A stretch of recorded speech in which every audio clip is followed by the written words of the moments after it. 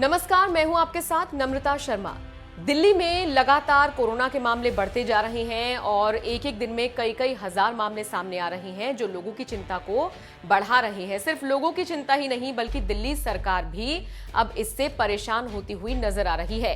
हालांकि एक राहत की बात यह है कि पिछले 24 घंटे के आंकड़ों पर नजर डालें तो बाकी दिन के मुकाबले में थोड़े से आंकड़ों में कमी आई है, यानी कि जो रोज 6000 के आसपास कोरोना से संक्रमित लोगों की जो आंकड़े सामने आ रहे थे वो थोड़े से कम हुए हैं। तो ये एक थोड़ी सी राहत की खबर है, लेकिन ये सिर्फ पिछले 24 घंटे के आंकड़े हैं। आंकड़ा दिन पर दिन बढ़ रहा है, घट रहा है, तो कुछ देर की राहत आप इसे मान सकते हैं। इन सब के बीच दिल्ली सरकार ने एक बड़ा फैसला लिया है कोरोना से लड़ने के लिए, और दिल्ली सरकार ने 50% सरकारी कर्मचारियों को ही ऑफिस में बुलाने का नया नियम जो है वो लागू करने के आदेश दिए हैं। एक प्रस्ताव उन्होंने उपराज्यपाल के पास भेजा था जिसको उपराज्यपाल ने भी अपनी सहमति दे दी है।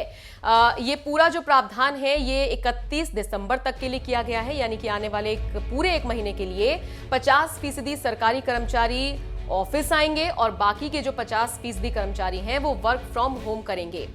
अब ऐसे में डिसाइड कैसे होगा कि ऑल्टरनेटिव डेज पे बुलाया जाएगा, यानी एक बार में एक ऑफिस में 50% लोग ही अवेलेबल होंगे। उसके बाद फिर ये जो 50% लोग ऑफिस में आएंगे इनको छुट्टी दे दी जाएगी और उसके बाद जो बाकी के लोग वर्क फ्रॉम होम कर रहे होंगे उनको ऑफिस बुलाया जाएगा। तो ऐसे 50% स्टाफ को रिड्यूस किया जाएगा ऑफिस में, ताकि सोशल डिस्टेंसिंग हो सके और लोगों पर नजर बनाई जा सके कि लोग तमाम एहतियात बरत रहे हैं या नहीं।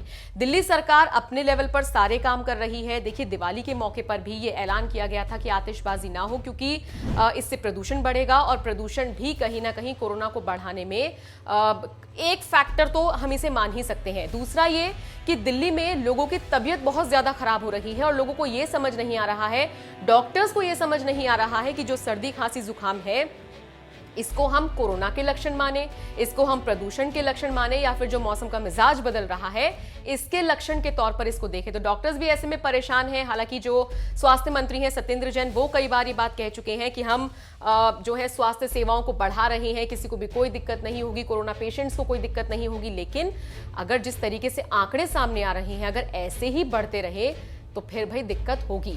तो ये सिर्फ दिल्ली सरकार को ही नहीं समझना है कि उन्हें क्या कुछ करना है लोगों के लिए, ये जनता को भी समझना है। बार बार दिल्ली सरकार कह रही है, अपील आपसे की जा रही है, मास्क लगाएं, सोशल डिस्टेंसिंग का पालन करें, घर से बाहर निकलते वक्त तमाम एहतियात बरतें, लोगों से संपर्क में कम से कम आए। लेकिन अगर आप खुद दिल्ली के रहने वाले हैं तो आप मेरी इस बात से इत्तेफाक रखेंगे कि ऐसा कुछ नहीं हो रहा है।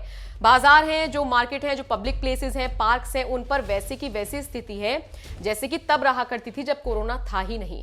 तो ये थोड़ा सा एक गंभीर विषय है जिसको समझना होगा, क्योंकि दूसरी और कई कई राज्यों में तो तीसरी लहर कोरोना की आ गई है, जो बेहद चिंता का विषय है। इन सब के बीच जिस तरीके से 50% स्टाफ को ही ऑफिस में रहना होगा, ये जो नियम दिल्ली सरकार ने बनाया है, उम्मीद ये की जा रही है कि ये थोड़ा सा कारगर साबित होगा।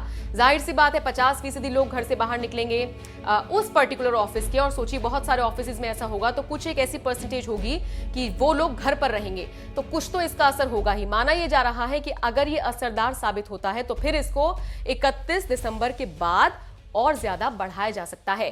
तो दिल्ली सरकार ने जिस तरीके से ये फरमान जारी किया है, लोगों के लिए, लोगों की सेहत से जुड़ा हुआ ये फरमान हम इसको कह सकते हैं, आपकी इस पर क्या राय है? आपको क्या लगता है कि कहीं ना कहीं कंट्रोल करने में थोड़ी बहुत मदद मिलेगी? तो आप हमें कमेंट करके जरूर बताइएगा कि इस पूरी खबर को लेकर आप भी क्या सोचते हैं।